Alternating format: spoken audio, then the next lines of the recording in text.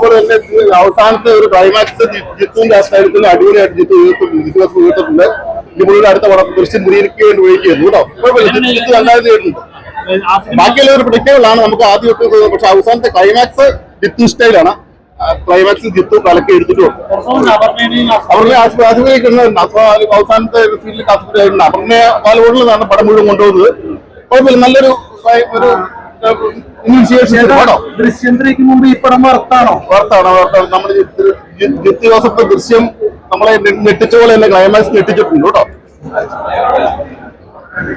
Climax ഭയങ്കര unexpected ആയിരുന്നു.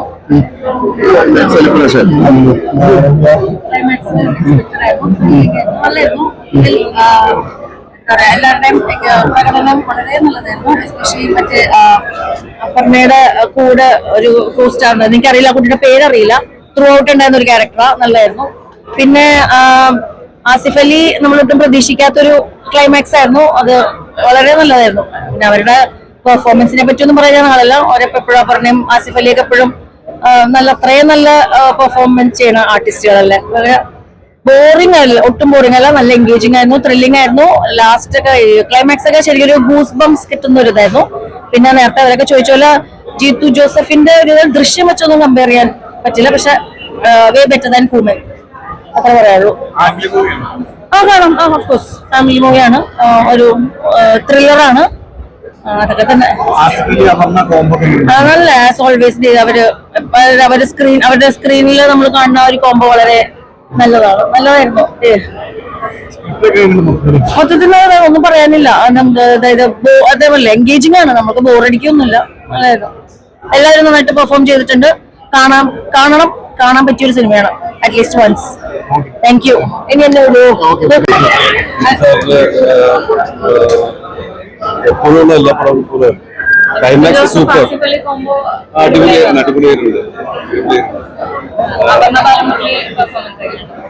പറയാനില്ല, ക്ലൈമാക്സ് സൂപ്പർ.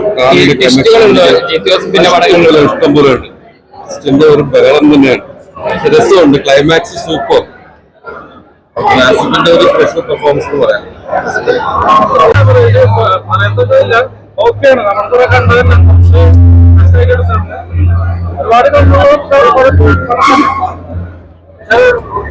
ക്ലൈമാക്സിൽ കുറച്ചൊരു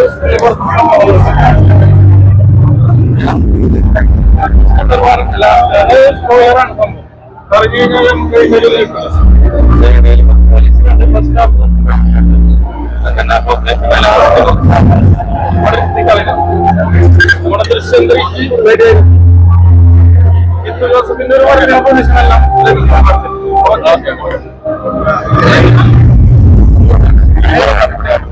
ക്ലൈമാക്സിലെ ജിത്തു ജോസഫ് ദൃശ്യമൊക്കെ പോലെ അടിപൊളിയാക്കി. കുഴപ്പമില്ല.